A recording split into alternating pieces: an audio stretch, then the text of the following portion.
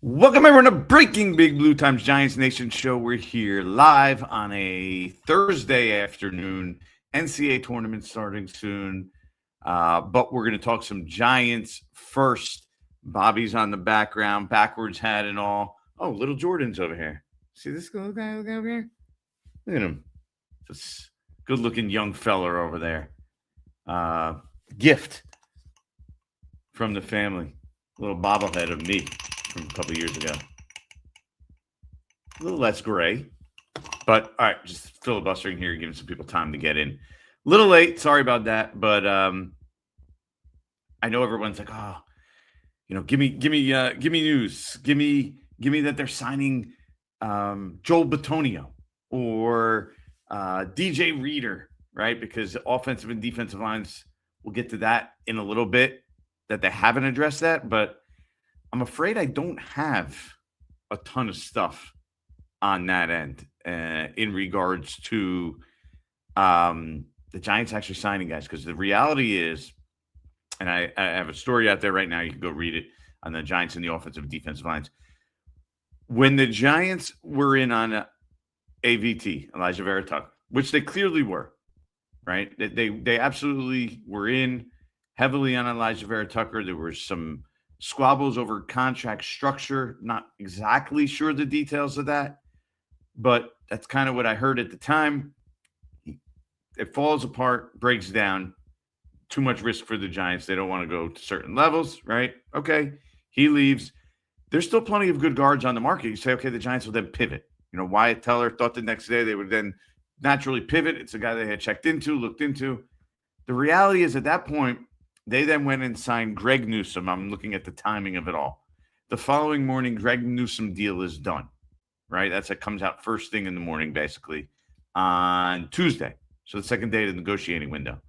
And at that point, I heard from multiple people that, all right, the Giants aren't going to pay now at guard, that they were only looking for somebody maybe in like that $4 million or less type range.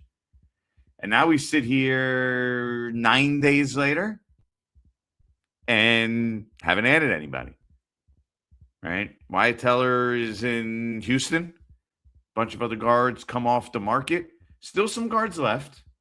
I don't know. Bobby maybe can give you his opinion on what he thinks of some of these guys. But what do we got? Joel Bitonio, Kevin Zeitler, who we know he's been here before.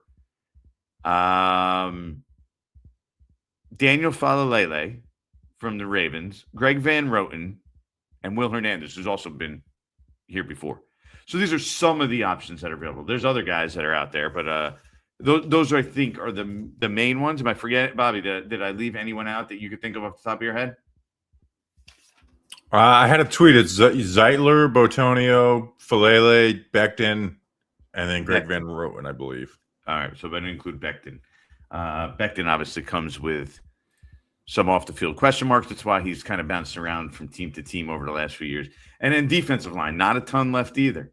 DJ Reader's probably the only player that's more than just like a Nacho, Nakeem Roches type guy. And even he is probably not the same player he once was. I spoke to someone yesterday about DJ Reader. Still could probably contribute, but not the player that he once was. So I think basically we're just going to get, a stand-in, fill-in type guy at those positions. That's kind of what it's looking at like right now, right? Unless somehow they change their opinion and then decide, okay, we're going to spend more money, and all of a sudden then go and then pivot to a Bitonio or pivot to a DJ Reader. But those guys still are going to cost some money. They're not going to be like $3 million. Now, in the meantime, look at some of the other positions where it did benefit the Giants. They waited.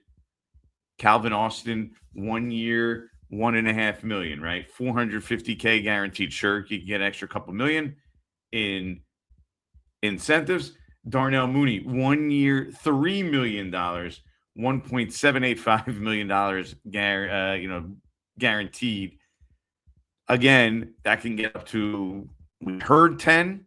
I haven't seen that actual full contract, but that would be a lot of incentives, a lot. So the likelihood is the Giants at the moment, at least, two guys, two receivers, gives them depth, right? Guys that at least can play in the league. We've seen that. They've proven they can play in the league and contribute.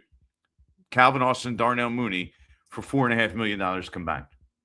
You say, okay, that's a really good job, right? Improving between the margins. The special teams clearly going to be improved. Still need a long snapper. That's an interesting one. Maybe they're just planning on getting someone through the draft, but still have a position they're going to need to fill.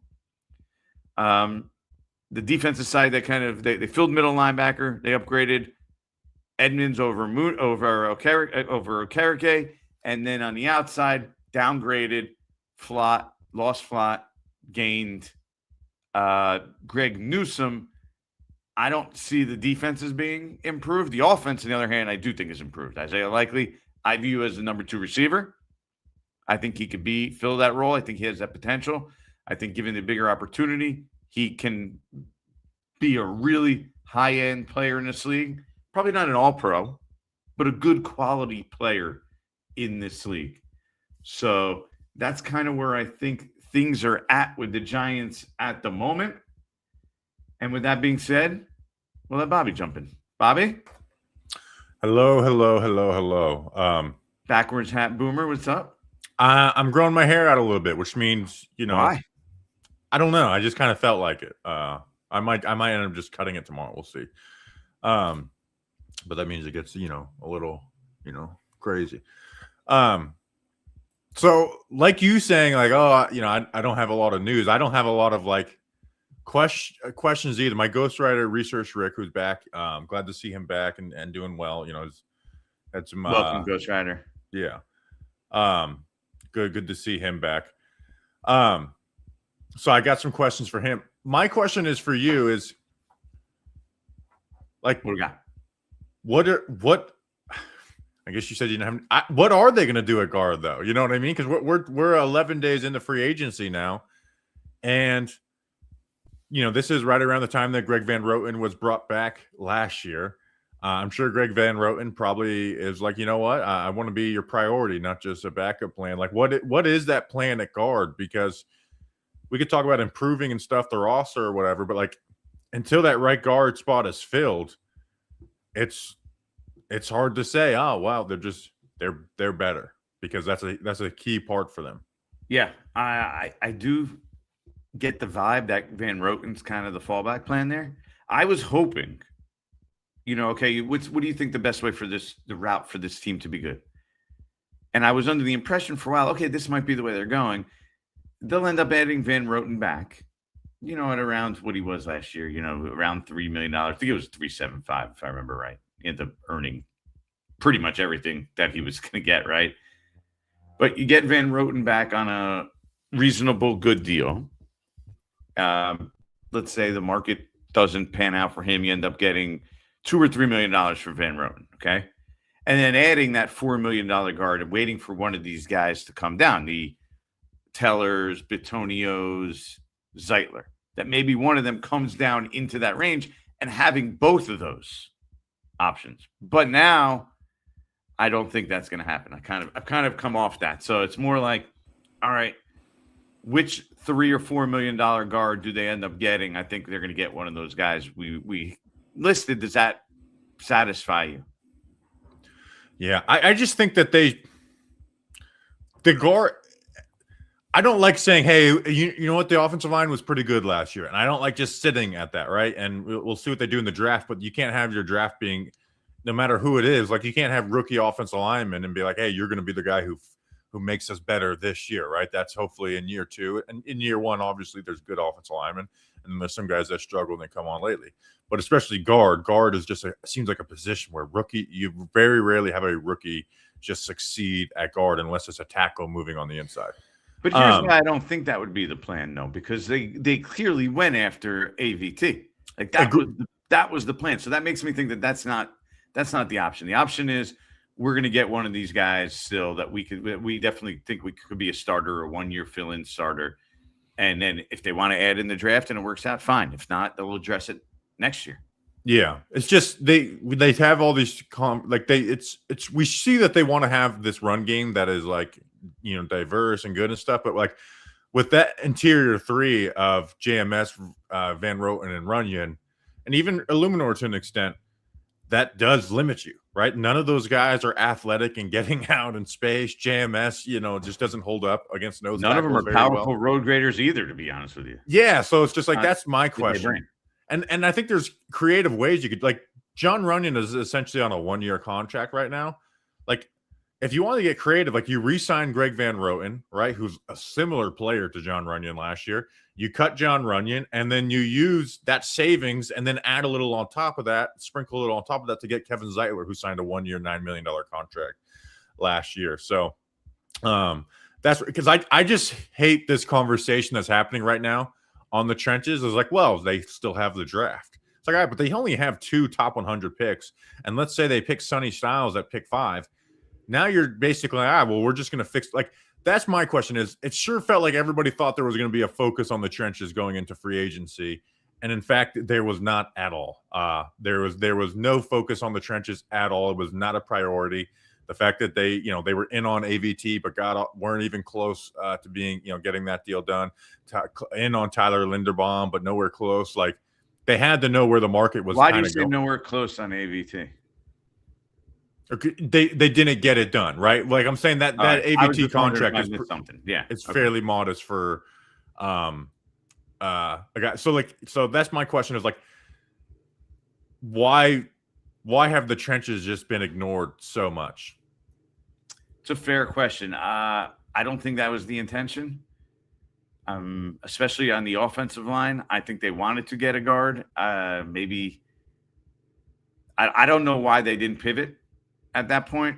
I guess they didn't like anyone to that degree, and they still think that they're going to get the same level guy that they would have gotten, a week ago, and they're still holding out. So I'm willing to wait to see it, because let's just say they get Zeitler 1 year. They end up giving a couple more million more than they wanted. They ended 1 year, 6. Right? That's the same as getting most of these other guys, right? 1 year, 6. I don't understand how you could even pass up on that for Kevin Zeitler. You know what I mean? Like, if you're considering Greg Van Roten at the same contract of last year as 1 year, 3.5. If it gets down there, I don't think he wants. I don't know what he wants, to be honest with you. But I'm guessing based off some of these estimates that I have people around the league that told me. Let's see. This one says, I got to check in with my Zeitler connections. This said about 9 for Zeitler and 10 for Teller. Teller ends up getting like 8, right? Okay. I'll say this. The focus is obviously on the offensive line because of how important the offensive line is. But let's switch to the defensive line. Mm-hmm. That the names are gone, right? It's like you said, it's Calais Campbell and DJ Reader, who, like you said, DJ Reader's he's been injured and not had the best couple of years of late. Calais Campbell, I mean, we're heading towards age 39, age 40 season. That has been totally ignored. In fact, it's actually gotten worse because as much as Nachos is not good, he was their number 2 defensive tackle last year. Yeah, and there's a chance. I mean, he's still unsigned, so he could come back. Could be back in the same Wonderful. If I will be surprised if somehow they end up with like Nacho and Greg Van Roten and they're rolling back this, and we didn't even mention Josh Zudu re-signing. Can't believe he wanted to come back. Right, Josh Zudu, by the way, was healthy. Yeah, that's fine. Whatever, early in the season. But I'm just saying, you're bringing back Zudu, you're bringing back Neal, you're bringing back so many of these guys. It's like, well, what are we doing here? Yeah, I would have liked a little bit of a reshuffling of the deck with the camp bodies, but I'm also not going to stress too much about camp bodies. But that's the thing is, I don't want to hear, well, they're out of money. Like, let me ask you this. This is a question from my ghostwriter. Based on free agency to date, do you think Harbaugh has this? This is actually a good way to talk about this. Based on free agency to date, do you think Harbaugh has the same assessment of the roster he had when he said he expected to make the playoffs? Is he managing lowering expectations when he tells, fill in the blank, that they're at the low end of their budget? Because I'm one of these people who have said, hey, the cap is healthy, but you can't tell me the cap is healthy in year 5 of this and being like, we're all out of money. We can't spend anything on the trenches. I won't accept that. I agree. I mean, I think you have to look at it. This is their choice. If they wanted to create and make money, they absolutely could, right? It's not that hard. It wouldn't take that much for them to do it. Heck, they could just do a Dexter Lawrence restructure or, give him some fresh new money because he has no guarantee left. get his number down. Like that would be one route that they could take if they really wanted to.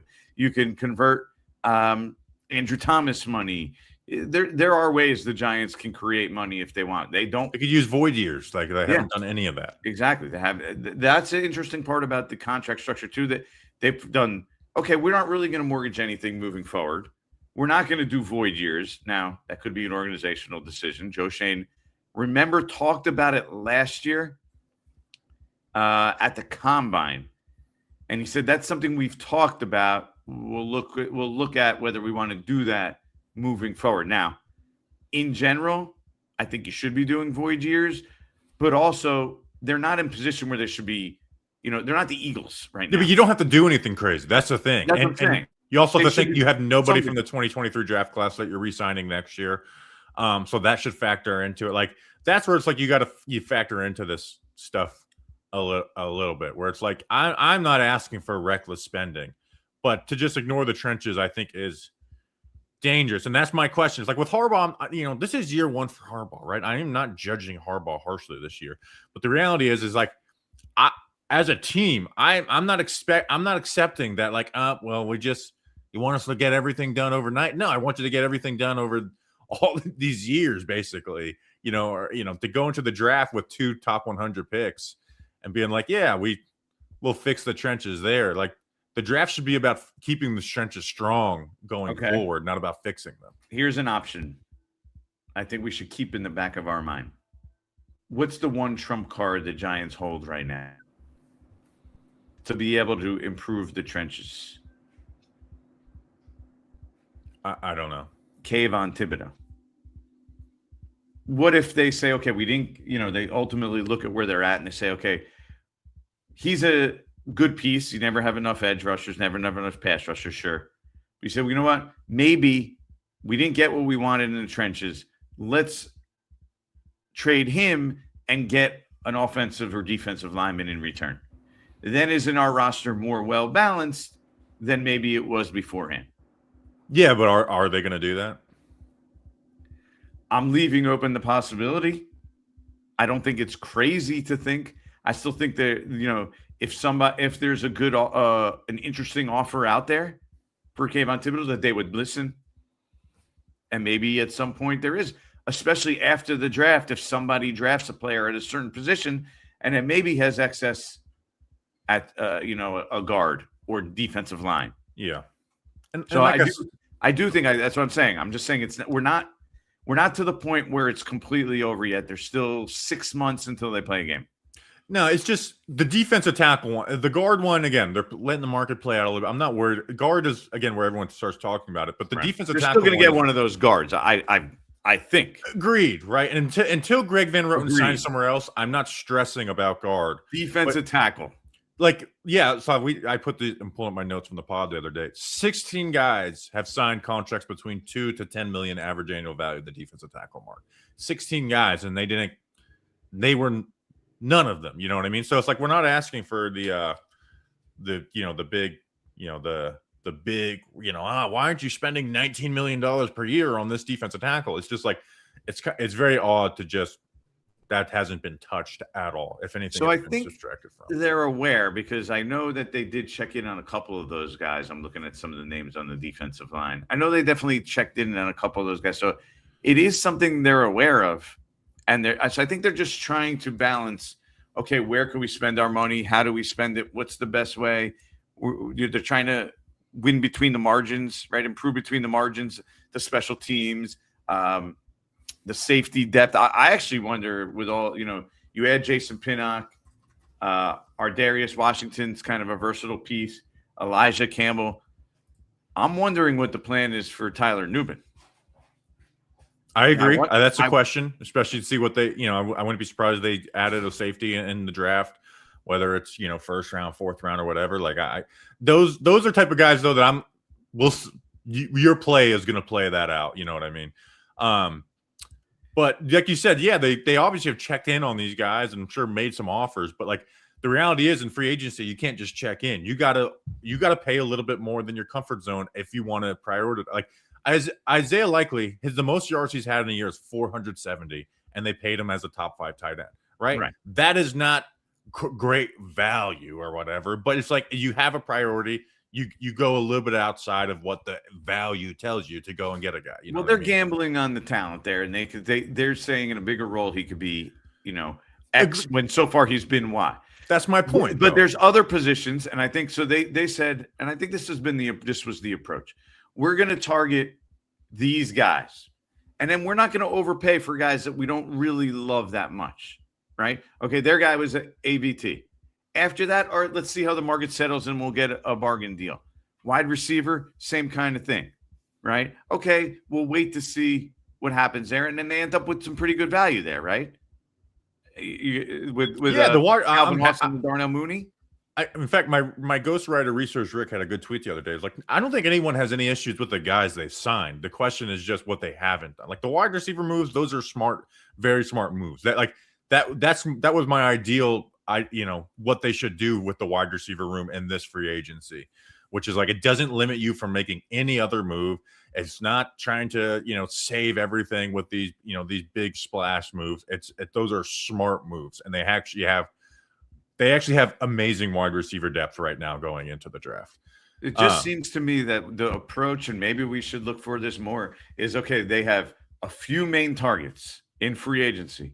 And after that, there's sort of like a line of demarcation. Well, we're not going to spend big. We'll go for value guys after that at those other positions.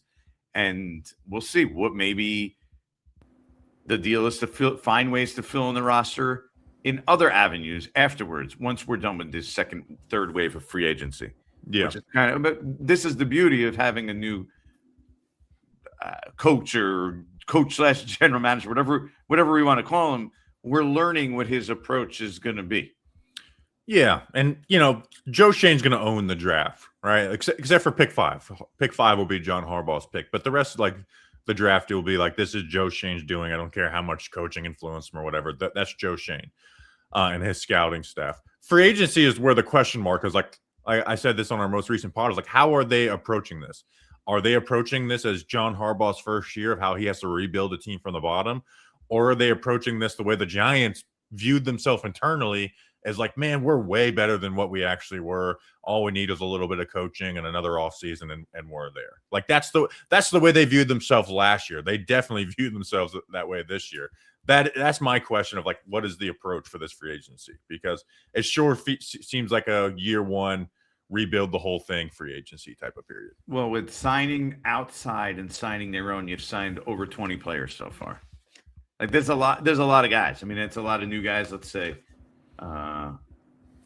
6 or 8 of those are internal. So 12 new guys or so. That's a lot. Yeah, you got 2 receivers, Isaiah Likely, nobody new on the O-line. Nobody new in the running back, quarterback, tight end room outside of Likely. D-line. No. Yeah, it's 12 of their new guys. A fullback, a kicker, a punter. Yeah. When are they going to get a long snapper, by the way?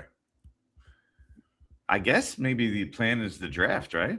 Yeah, UDFA. I could certainly see.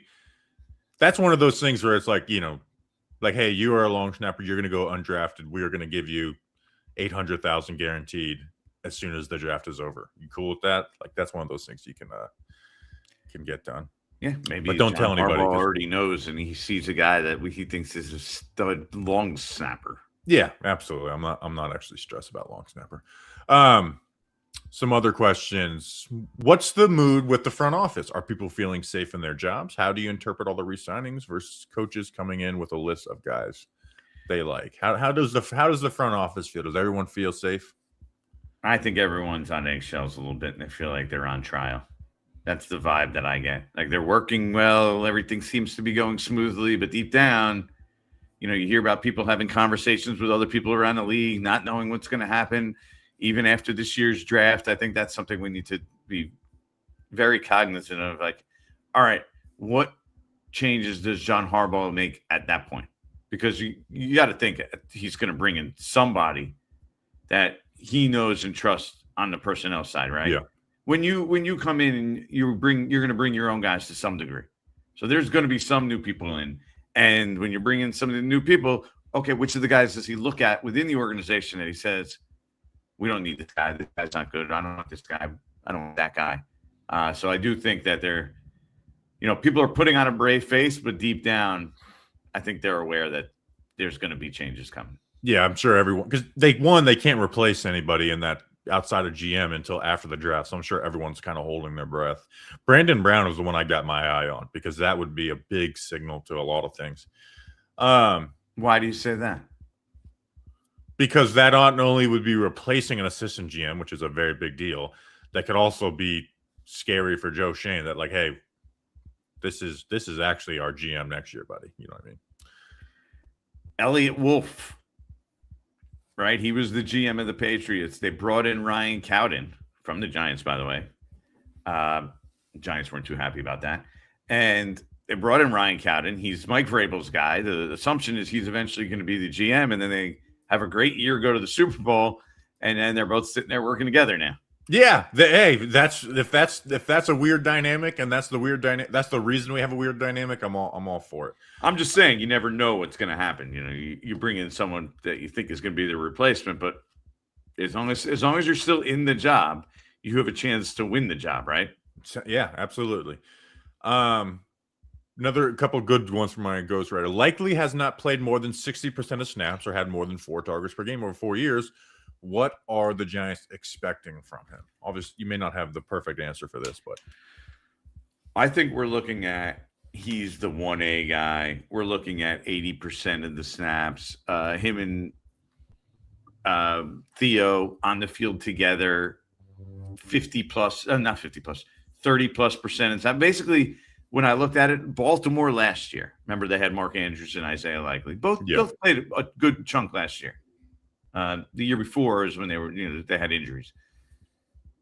Between all the different formations, they ran 2 tight ends at least more than 50% of the time.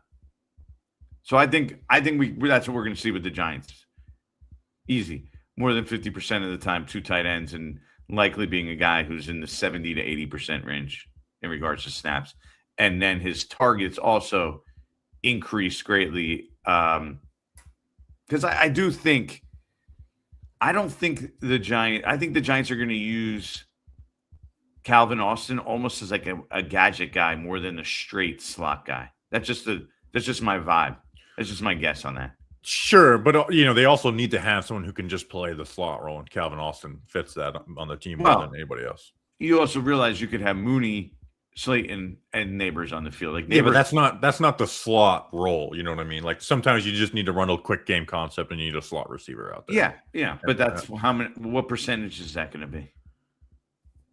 35, 40%. Yeah. I don't think it's going to be 40 with this team. I think it's going to be less. I need to go look up and see, because I know they use 11 personnel the least in the NFL, but that still is probably might even be the majority of personnel, even though it's the least amount in the NFL. Chris Ford. If Neighbors takes 5 of those snaps a game, and you're talking about 30 snaps, then that's taking away like 20% of the slot snaps right there. Chris Ford, Ravens standout, signed by Shane to a decent contract, quiet release, injury related or Harbaugh statement? I don't think it was a Harbaugh statement. I think he's been a guy who's banged up, and remember, Baltimore kind of let him go in the first place, and then on top of that, he gets injured. So maybe they thought he was a deteriorating player in the first place. Then he gets injured again. I think it was an easy move to say, "Hey, we need that money." I don't think that's not a statement that would that even resonate. Like what statements? No, it is a former Ravens player who you're not saving much cap, but we're like, you know what, goodbye. He didn't play a big enough role for that to be any sort of statement, especially last year. He wasn't even around that. He was injured. He was supposed to be a special teamer, and he was starting games for them at one point because of the linebacker injury. He would have played a huge role as a linebacker if he stayed healthy, because they were a disaster at that spot. Yeah. Okay. So I get a couple more questions, but I do want the chat to lead this a little bit with free agency. Let me pull up my stuff real quick. So anything else you've heard though, like on like I didn't get a chance to listen to your solo podcast yet. I got an 8-hour drive over the next 2 days. I was saving it for that. Anything from that you want to bring to this show that we didn't talk about? Yeah, the thing that people kind of picked up on was that I heard the Giants almost traded for a linebacker. Fred Warner. It's definitely not Fred Warner. Okay. It's a guy to a much, I believe it's a guy to a much less degree. If I knew 100%, I would say his name, but I'm 90% sure. I think I know who the player was, but just not 100%. So, because I know it's a team, and that had maybe more than one option there to be that guy, but think that was the deal. And by the way, it's nowhere near as big a player, I do not believe, as anybody thinks. Why don't you just say his name? Maybe next time. Okay. I you know what I forgot? I forgot to have the whole banner on the show the whole time. I was like, man, this show is looking a little naked. But let's switch it real quick because we got to talk about Shopify. When you're starting off with something new, it seems like your to-do list keeps growing every day with new tasks, and that list can easily begin to overrun your life. I remember probably 1 year to the date. I mean, it's March 19th. I mean, this might have been the anniversary of me telling John Boy Media I was leaving. So, you know, this was on the top of my list last year, which, by the way, we just hit 30,000 subscribers. Very happy with that. Our next goal is 37.3. And you know, but Shopify helps you hit your goals. But finding the right tool that not only helps you out, but simplifies everything can be such a game changer for millions of businesses. That tool is Shopify. Cha-ching! Get started with your own design studio with hundreds of ready-to-use templates. Shopify helps you build a beautiful online store that matches your brand style. Accelerate your efficiency, whether you're uploading new products or trying to improve existing ones. Shopify is packed with helpful tools that write product descriptions, page headlines, and even enhance your product photography. Which, by the way, April 1st, we're putting out a lot of new merch to, you know, the new draft hoodie, some 1 year Giants Nation show stuff, maybe bringing back an old slogan. So I'm excited for that. And obviously that's all going on our Shopify store. But what if you get stuck, Bobby? Well, Shopify is always around to share advice with that award-winning 24/7 customer support. Tackle all those important tasks in one place, from inventory to payments to analytics and more. No need to save multiple websites or try to figure out what platform is hosting the tool that you need. Everything is all in one place, making your life easier and your business operations smoother. Start your business today with the industry's best business partner, Shopify, and start hearing cha-ching. Sign up for your $1 per month trial today at shopify.com/GNS. Go to shopify.com/GNS. That's shopify.com/GNS. Cha-ching. You'll be glad you did. Bobby, did you see the name I sent you? No, I bet someone could give the reading conversation. I believe it was an AFC. I'm 99% sure on that. Can I say it? Nope. When I know for sure, I'll say the name. But here's what I'll say. I wish they were. Can I say I wish they were in on another linebacker from this team. Okay. Let's see. So, by the way, congratulations. You know, you mentioned this was maybe the year anniversary. 30K subscribers to the YouTube channel. Big accomplishment. That's awesome in less than a year. Yeah, I mean, at this time last year, you know, they had the old channel was like right at like 39.6 and stuff. And I thought, oh man, I'm not going to see that get through to 40K. So very, very exciting. Obviously, you've been a big help to that. You know, whether there's people who just joined this year or had been with us for, you know, years and years before that, it's been cool. I'm very excited for April 1st to put out some of our like 1 year stuff. I think we're going to do some t-shirt giveaways and stuff. You gotta send me some stuff. Yeah, we'll do some. You know, maybe, you know, I'll send you some stuff, and you know, we'll do another book giveaway or something. You know, we'll do some cool stuff. So let's see, what else did I have? So let's see. Dart, nothing on quarterback. Oh wait, there's actually big Giants news. I don't know if you saw it. What is it? Madeline Burke said her goodbyes to the Giants. Looks like she's going to a different job. If you don't know who Madeline Burke is, she's Giants in-house media, does a lot of the interviews, the game day experience kind of stuff. I'm pulling it up right now. Yeah, she's good people and does a very good job and is good at what she does. So it seems like there will be a new face of the game day experience and online or Giants digital media. It's been real, y'all. I hope you guys follow me wherever I go.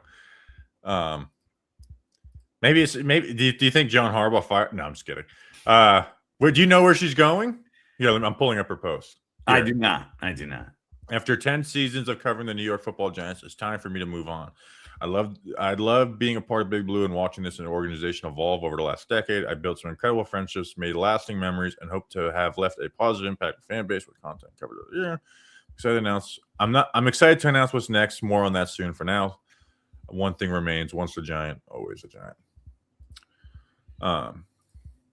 So you don't know, or you just won't say? I have no idea.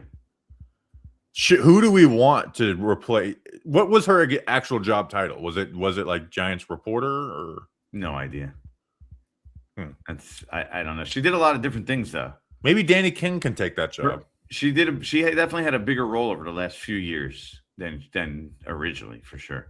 She kind of grew into the sort of the face of the Giants digital team. We'll miss you. Danny, I'm endorsing Danny King for that. Danny King. It'd be great if he just provided game day weather on Sundays too on the Giants site. Yeah, just it's raining. Which Danny King is on one of the T-shirt designs that we're doing. So Danny would be great for that job. So I'm slowly trying to get Danny back east from LA. You know what I mean? Okay. Like NJ.com, they need a Giants reporter. Which, by the way, I need to figure. That's one of the worries is Grump has his wedding. We got to get back on Giants stuff here in a second. But you know what? It's the end of free agency. We could detour a little bit. Is West Virginia, Grump's wedding is like right smack dab in the middle of that, right? So there's probably going to be like a 5-6 day period where Grump's not going to be able to be at training camp. And so I need to find someone to co-host the live shows. And I want you to keep doing what you're doing with Breaking Big Blue. And you're not going to be able to go right after practices and stuff. So I got to figure out someone that is there to be the co-host for that. But also we need the dates and stuff. Let me ask you this. Do you get like the dates? That's a question I have. When is the Giants OTA schedule coming out? It usually comes out right around now. Yeah, I haven't asked about that stuff, to be honest with you yet. I'm sure we'll get a schedule soon. I haven't asked. I need to ask about training camp stuff. That's next on my list because got to figure out housing in West Virginia or how long and what I'm going, and got to figure that out. Either do we get a Airbnb with a bunch of reporters, which I've heard other people have done, or do we stay, or can you stay on site? Is there some sort of media rate or connection that we could end up staying on the site there, which would obviously be the preference and the best, but who knows? Yeah, I would. I need that information because, like you, I need to make plans. Yeah, and we don't know the exact date yet. I'm assuming it's something like the 28th of July to the 11th. We just need to know when it ends, or in there. Yeah. And then you got the Grump wedding, so. Yeah, so I still don't know. I still don't know what Grump's real name is. You know this? Yeah, I think he's pretty intentional about doing it because I once put his name in the description and he was like, "Whoa, we're doing government names here." So I think he's pretty intentional about that. So don't look up, Drew. The commenters are commenting Nick Filato, Justin Pugh, the trash man. People can't just go to West Virginia for 2 weeks. You know what I mean? Like I'm not going to pay. Like it's got to be someone who's kind of going to be there. Like I will pay you for your time, but I'm not paying you enough to take off from your other jobs or whatever. You know what I mean? There probably will be not a lot of people who are going to be there the whole time, which is going to be exclusive. But I training camp is supposed to be about the fans, so I feel bad. So yeah, let's get back on some Giants content. We got some questions in here. Let's go rip off some questions. Yeah, we're at 40 minutes. Do the Giants not use void years in their contracts like the rest of the league because they don't have the money or out of principle? Are we not putting out the best team possible as a result, says Igor Zalutsky? Well, I definitely don't think by not using them, you are not putting out the best team possible because it makes business sense. Like it's why teams like the Eagles were on this years ago. If you're putting money into the future, right, but spending it now, that money later on down the road, right, $1 million now is going to be more expensive than $1 million in 3, 4, 5 years, right? Natural inflation, the way the cap's going up. So you will ultimately be able to build a better team, especially if you're moving money into the future. Now, the Giants have been reluctant in large part because they feel like you're mortgaging your future by moving money into void years and down the line. They have at least thought about it. I don't know. And we don't know because nobody hears from ownership anymore, right? Except when Chris Mara decides to tell everybody he went to visit John Harbaugh. But we don't know if it's an organizational ownership decision to not use it or if it's, hey, we're not in a position yet where, okay, once you get good, that's when you really want to start using it, right? Then you could stretch things. It's like, when your window's open, you're kind of pushing the money a little bit. I think if or when they get to that point and the Giants are a legit playoff contender, become eventually at some point in humanity a Super Bowl contender, I think that's when you really want to start doing it. You want to know one player that the Giants have used void years on with Joe Shane? Do you remember who it was? There may have been somebody else, but there's one person that I very clearly they use void years on. I remember them doing it.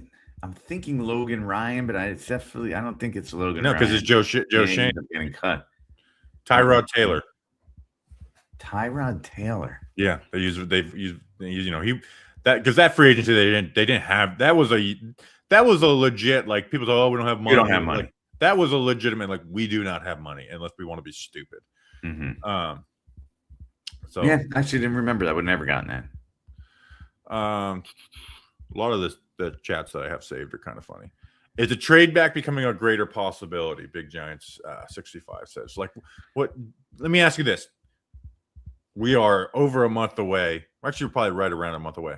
What do you get the sense of the draft? Obviously, there's a long way to go. But what is the sense of like the draft for them? Look, I think they would love to trade back. I just don't think, this is going to be a draft where there's as many teams dying to trade up as there have been in the past. I think it's going to be a little more difficult to get and extract picks from other people. In an ideal world, I think they might. But I think they're open to, they're putting themselves in a position where they can go in a lot of different directions. Like I wouldn't say Sonny Styles is impossible for them to go. Caleb Downs, Jeremiah Love. I know people, that'll be a huge discussion point. We'll get into that. We'll put a whole episode towards it. Whether they should draft a running back and it's worthwhile if he's the best player in the draft. But I think that's a distinct possibility. I don't know if did you hear Adam Schefter's comments? Yeah. Here's the thing is I don't believe any. I don't people's draft rumors. I put zero stock into anybody's. And until we get to that week of and like you get the Jackson Dart type of smoke or the Daniel like that type of stuff, I don't pay attention to them at all. Because that's the time where like people actually do just fucking lie or do lie and stuff. So yeah, but it's usually you're not, draft stuff you're not getting straight. I think Joe Shane is afraid to take a running back. I don't think he would want to, but I'm saying like it'd be crazy kind of for him because he's bought in so much to the anti, running back.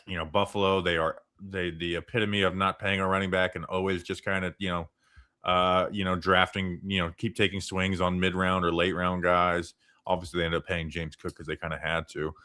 But I think he would be pushing pretty strongly against that, even if John Harbaugh. What did John Harbaugh insist on at the end of the day?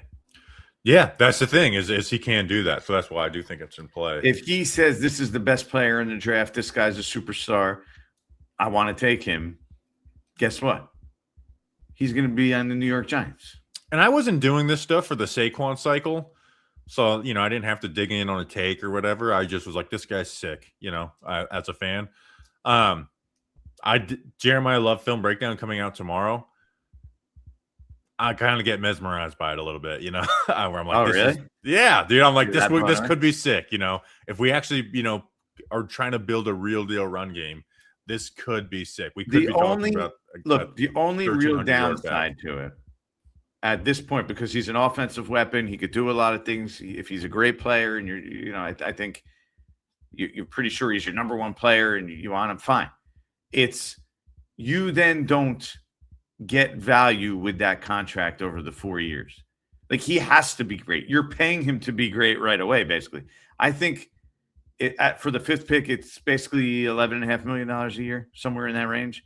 He becomes a top 10 paid running back the second he's drafted. So you're losing value in the rookie years then from a financial side. Oh, damn. Oh, diddly. We're losing value on this team that doesn't have any good players to pay. We'll get into that. Yeah, we will. Well, and part of me, I like to. The thing is, you should be able to say, okay, we get another really good player at number 5 also, right? Like, you're basically weighing him against somebody else. Here's the thing is, this year all those guys are the non-position, like linebackers just as much as running back with the positional value. And the difference between running back and linebackers bust out at a high rate. Running backs in the first round don't. Safety, with Caleb Downs is part of that. Like guard, like there are all those positional value. Now guard, I totally disagree with on the positional value thing than everyone else. But like safety, linebacker, running back, those are your positional value things. And the guys who do match that are edge, which is the only room where it's like, all right, are we really going to draft another one of these guys? So let's see. There was a good question in here about comp picks. Let me pull it up. Yeah, I start a couple ones. So yeah. Do they? Trevor asked, do they have a self-inflicted budget, or are they trying to play the comp pick game when waiting on the guard market? Do they expect Russ to sign and count towards the comp formula? Yeah, I don't think that the comp thing was a big thing at the start. They could have, went and signed guys that were cut previously at other positions, and they did not do that, right? And so if that were the approach, they could have done that at cornerback instead of signing Newsome, right? I guess you could have done Tremaine Edmonds is one, right? He got cut. Yeah. So, Tremaine Edmonds, Darnell Mooney, like those guys, like right now they would be in line to get a comp pick. Yeah. I thought it was going to be close, right? Because of what was the contract that? If they sign one more guy, I don't know, because I don't want to. It's even close, the guys who know don't actually know. They get it wrong all the time. Yeah, I don't think this was a predetermined approach, though. How about that? Like, it wasn't a priority. Now, maybe as they went along, they said, okay, we're in position now. Maybe we should, it's better off for us to sign a guard that's been cut right now than it would be a guard who was a straight free agent. But yeah, definitely. I don't think it was an approach from the start. Absolutely not. Because remember, Elijah Vera Tucker would have changed that. Yep, greatly. Or even Cordell Flott too. Jordan, what's the deal with Graham Gano? Why is he on the team? What's the deal with that? That's actually a great question that somebody would get you know what? You guys are beat reporters. This is your job. Figure it out. What the hell is going on? Why is Graham Gano part on the team? Everyone's been, look, I've asked a bunch of different people. Everyone's been very quiet on that. They don't want to say the exact reason. It's, kind of be patient, it would take care of itself kind of deal. It has to do with his injury, whether he's going to play again, whether he's going to retire. And so it's a really, it's kind of like a situation where they're waiting to see how it unfolds before anything happens there with Graham Gano. But I mean, the bottom line is he's not going to be on the team when all is said and done. No, he's not. But it's like, like I think Antonio puts it great. What's the deal with that? Because I'm at that point now too, where I'm like, maybe they'll use him as long snap. Remember, he's coming off as an injury. He probably can't pass the physical. Is he going to retire? Is there a year's worth of pay that he can get next year? Right, termination pay. That's what it revolves around. I don't know the exact details. No one's been willing to share the exact details, but it's that's the thing is I to that want the degree. exact details. Oh, go And find then it. he did that little like Yeah. retweet of his contract extension a few years ago, and it's like, what are we doing here, man? But we are an anti-death threat the kickers podcast. Do not do that, guys. Seriously, don't. Let's see, a couple more questions. I had a couple started, didn't I? Yeah. I was like, Gertz, I left mean comments on Jordan's podcast on Spotify. Thank you for that. Always appreciate the mean comments. Why is that? Just because? That's the thing. Spotify does do comments now, but it's like no one look. Every once in a while, I'll go and check those. When I really check them is when I think I had a banger intro song and I want to hear what people said about the intro song. And if they don't say anything, I get disappointed. Gerg, I need an explanation why. You can't just be like, I left mean comments. But sometimes it's fun to just leave mean comments. Oh, you think it's just like for shits and giggles? Yeah, I do it on Instagram sometimes. Like some guy did make a video about like Mike Miller. Like, look at this guy. He's old and he can cook these college players. He was in the NBA. He was just a spot up shooter. And I was like, dude, don't fucking talk about Mike Miller if you don't know who Mike Miller is. You know him from the Miami Heat. He was not just a spot up shooter. So shut the hell up, you little kid. I didn't comment all that, but that was the gist of what I was trying to say on that. Okay. So, and people can see that. There was a new Ricky tweet. Okay. Saying deal in place between Eagles and Patriots for AJ Brown for June 2nd. Here's the thing: is Ricky has missed so much this free agency. We're getting into the point where it's like he's got to kind of earn back the trust on some of these things. He had a terrible free agency. He missed so often. So I have a question. Why it's hard for me to keep track. What's the real Ricky account? Well, yeah, there was a fake one, but. So look, I actually put notifications on for the real one. So when it's back, it's like, okay, I know this is him because I got the notifications for him. But the real one has missed almost exclusively missed, it felt like, in free agency, where he hadn't done that much except for draft stuff. But maybe they're trying to smoke him out a little bit.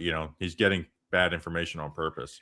Never know. Gotta be careful.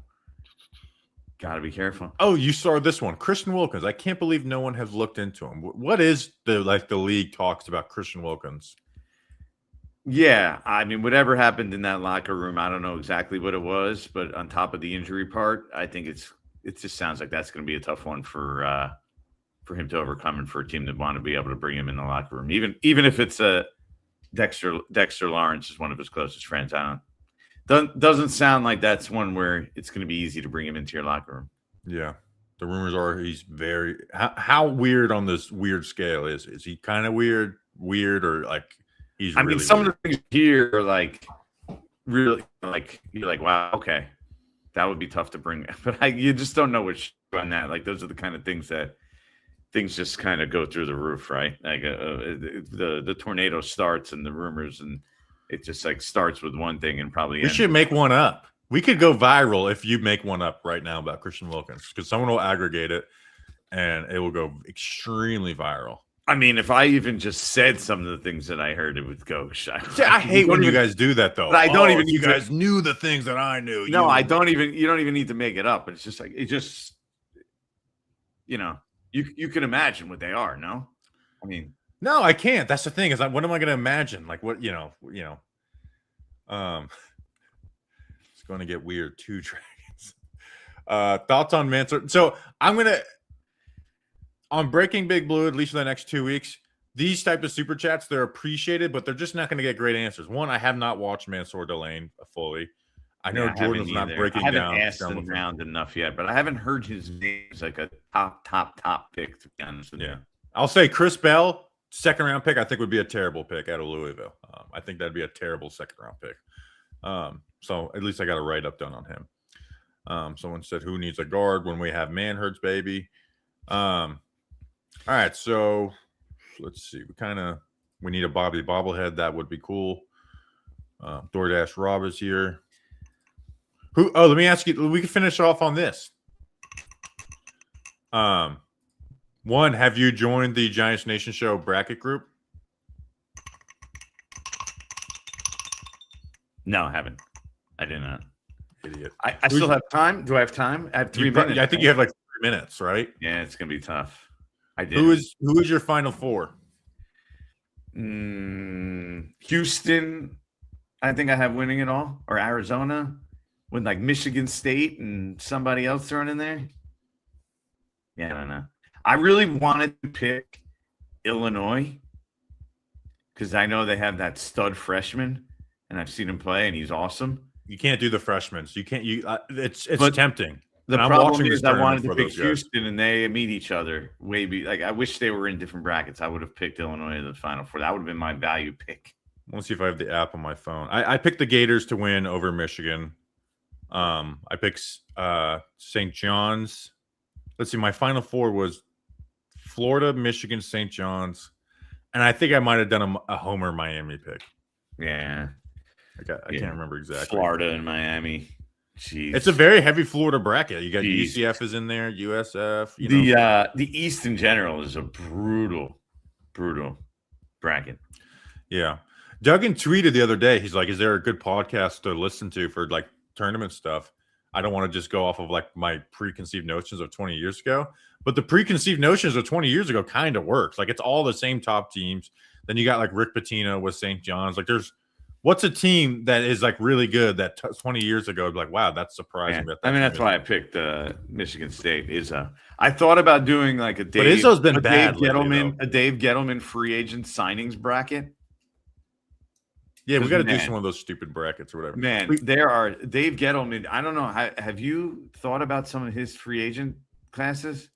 Oh, it was brutal. I mean, there's misses, and then there's like we gave this dude a huge contract misses. Like when you look at Giants' worst contracts of all time, like he's got number 1 and number 2 with his Nate Solder, Kenny Galladay.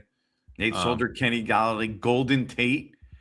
Golden Tate wasn't a terrible signing. I don't make me fight that right now. That was not a terrible signing. Terrible signing. You knew Patrick Omameh was terrible. He 3 years, $30 million was cut before the bye week. Golden Tate was on the decline and got way more than he should have. The whole league was like, why are they paying him that much money?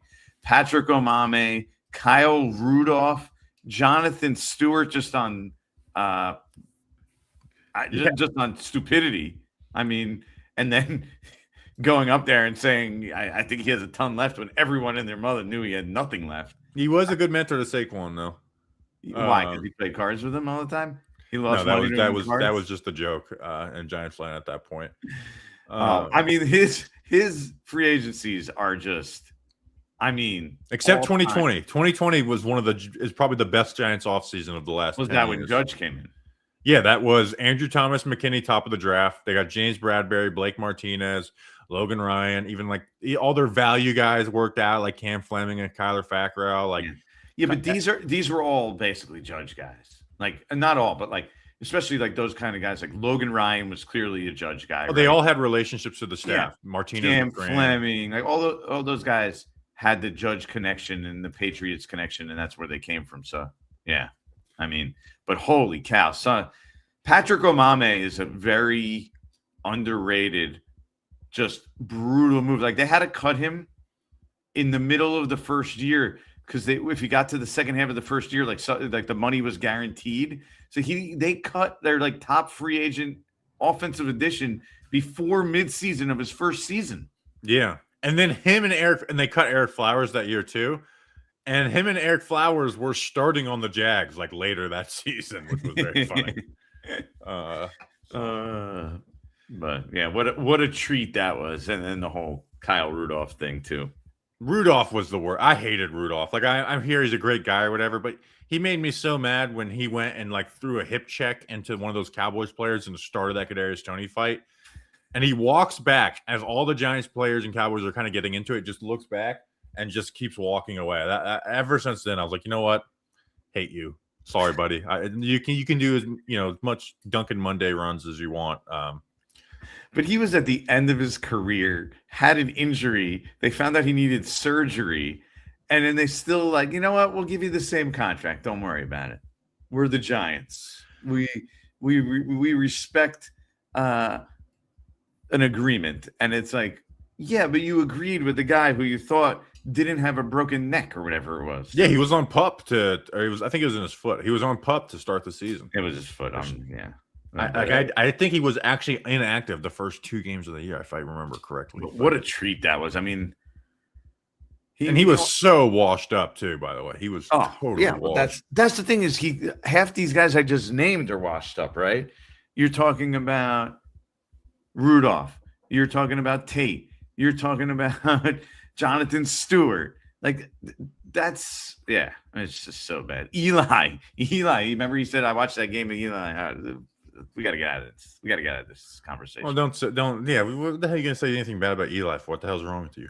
I know. Now the Giants fans are going to be mad. And Eli was done at that point. Let's be fair, though. He was done. Okay.